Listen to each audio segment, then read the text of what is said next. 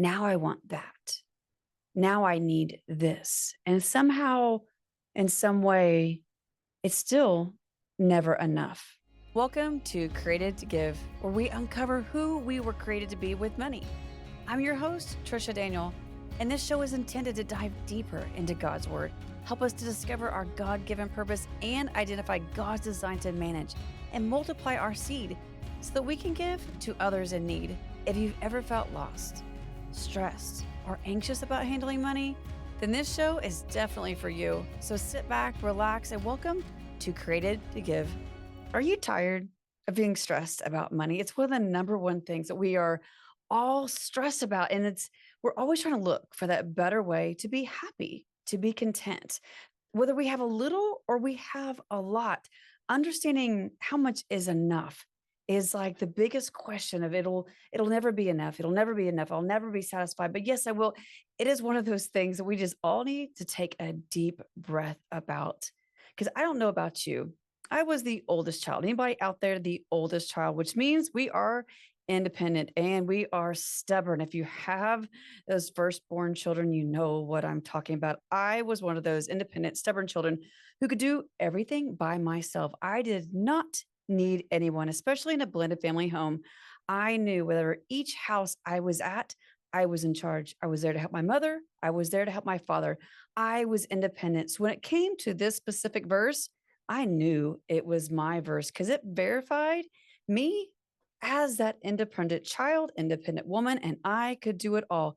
It was Philippians 4:13, and it said this, I can do all things through Christ who strengthens me. So that was my validity. I was strong and I could do anything because God said so. How many of you have felt that same way? And I have heard this verse my entire life, has used it as my reason to be stubborn my entire life. And it's now not until I am 50 years old that I am learning the true meaning behind this verse. How many of us have ever taken a verse out of context? I was always taught just to memorize one verse at a time, never really diving into the verses before or after it, looking into the history of what was truly going on at that time, looking at the author, looking at the books before and after it. Wow, my mind has blown. And that's why I'm bringing Philippians 4:13 as our financial verse of the week at Created to Give, because this is key in understanding that our abilities to be created to give and those feelings of never being satisfied. Like, why are we never satisfied? We are constantly looking at social media and scrolling at all these other things that people have.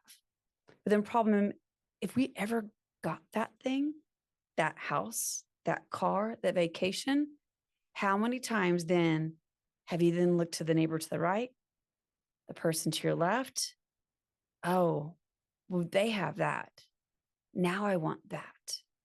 Now I need this. And somehow, in some way, it's still never enough. Why are we never content and never satisfied? So Philippians chapter 4, I just really want to dive into because my mind was blown when I started realizing that is a book written by Paul. He was going back and just giving us instructions of how to live in joy, how to live with content.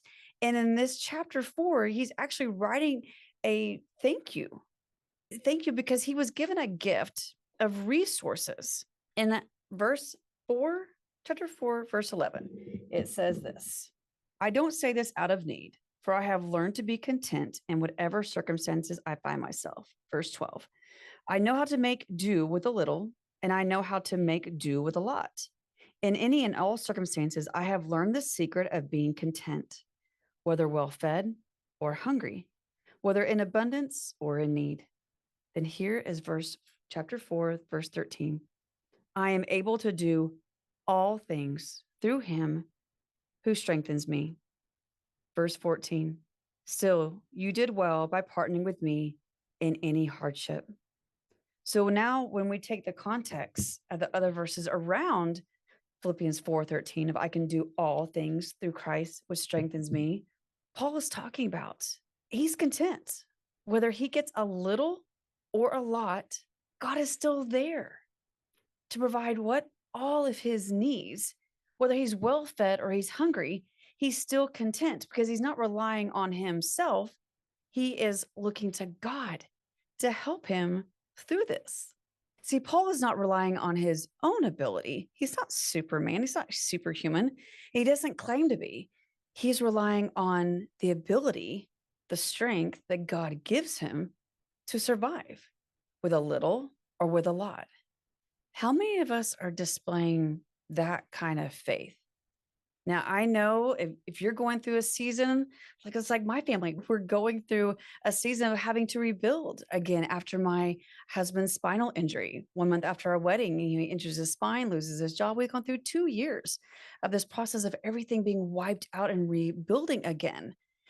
Every single time, God has provided what? All of our needs. Just when we think there will not be enough, God gives us the ability and the skill to make it through. If we rely on our faith, on God's ability to give us strength, what could happen? How many times in the Bible do you see where people are sent out with no money, nothing, the clothes on their back? They are sent out into the wilderness. The Israelites wandering around in the wilderness survived on manna every single morning. Their shoes never wore out for 40 plus years. God provides what?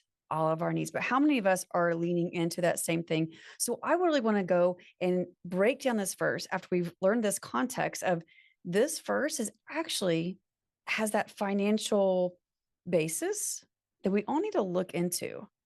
I can do all things through Christ who strengthens me. So first, I, talking about the person on the left, not talking about the person on the right. God is talking about you. God is talking about specifically you. Paul is talking about specifically him in this verse, I. So in your identity, your true identity, not the identity that you've seen on Instagram or on any kind of social media, not the one that you've projected that you think the person sitting next to you wants you to be, not that this person below where you feel your self-worth has been stepped on, in your true identity, who God created you to be, that original bearing seed, what brings you joy. I. What is your I? Now, the word can. Can is that ability. Is that like a little kid, they really like, yes, I can do this. Now, true, I used to use it as a stubborn thing, but what is your can? Your ability, that skill, that gift that God gave you. How can you use your skill, whether it's a little or a lot, to make it through? God gave you that skill. I can. Is it ability to use your gift to create a service, create a product, to get your family through? Use your hand, use your mind, use your words, speak, run, any kind of action. What is your ability? I can. What is your I can? Now, do. The can is the ability, but do is the action. Are you going to do it? How many times have God told us to go and to do something? We're like, I don't think I heard him right.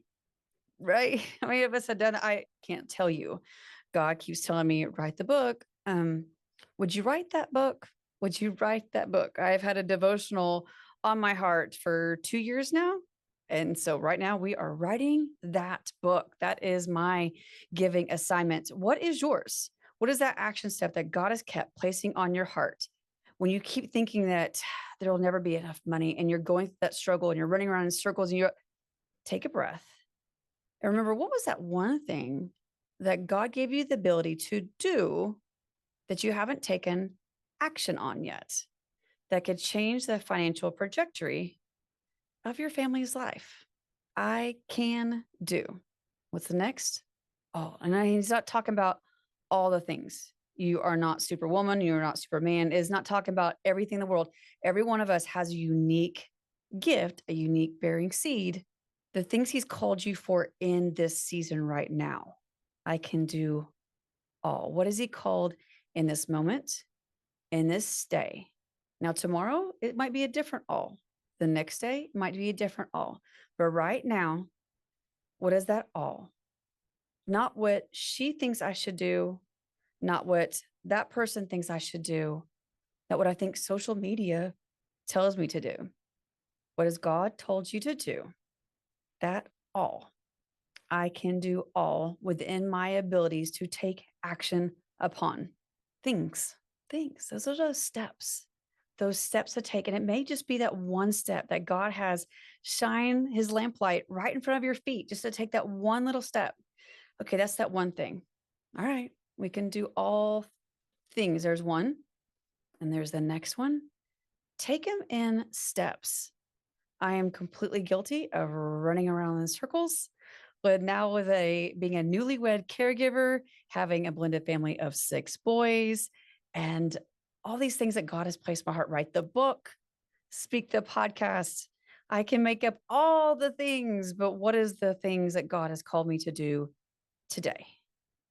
Okay, and then we'll go tomorrow. I can do all things.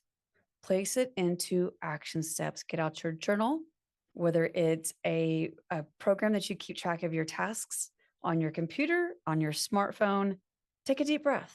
Now, remember, God designed our bodies to take 5.5 seconds in, 5.5 breaths out for 5.5 breaths per minute. Isn't that incredible? That if you study pulmonology, we were taught to take slow, deep breaths, but yet the average human breathes 26 breaths per minute. There's a reason we're anxious. There's a reason we're running around like mad people. Take a deep breath.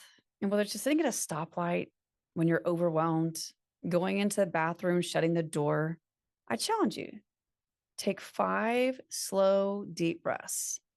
And remember, I have that ability to take action to do all that he's called for me to do right now, and just the things as of today.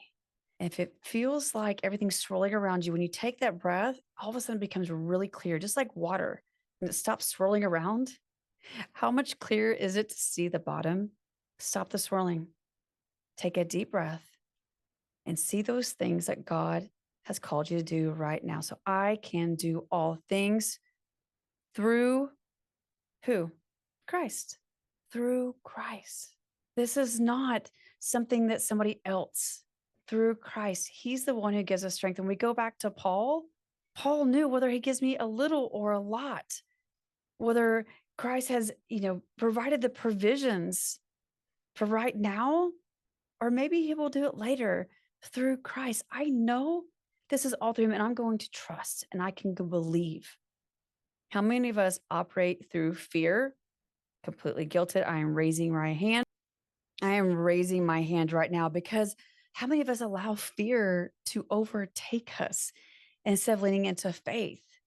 We are constantly saying, I'm not going to have enough. I'm not going to have enough. I know this bill is coming due. I know my rent, my mortgage, my car payment, all these things. What am I going to do? Instead of leaning into our faith that God will provide. Oh, it's so hard, but we need. That's why God gave us 2,350 verses in the Bible. He gave us to be able to lean on his word, his financial strategy, to say, do not be afraid. Right here, I want you to tap into your gift, your ability, because I'm going to give you the strength through me, through Christ, to get through this. I can do all things through Christ who strengthens me. He gives me that strength in my abilities. Now, for a lot of us, when we've gone through those hard seasons, those are those strengths. God's building our strength in those seasons, and we don't see it at the time. I know I didn't see it at the time. I used to not have a voice. I was a complete doormat. When you asked me to talk or have a discussion, absolutely not. I ran the other way. But through a very long, hard 10-year season, I found my voice to stand up for myself, speak up for myself, and practice my words, being able to verbalize my feelings. It took a long time, obviously, but God was able to strengthen me through those long, hard 10 years. What has God strengthened you through? What's that mess that he is now using as a message? What's that ability that you now have that came out of that hard season where he strengthened you through Paul? I mean, Paul was in prison. He has a thorn in his side to always remind him to be humble. He went through some hard things, but yet he found contentment in the little or the lot because he still knew God was going to see him through. He was not going to lean into fear, but lean into his faith because he knew I can do all things through Christ who strengthens me. Go back to you.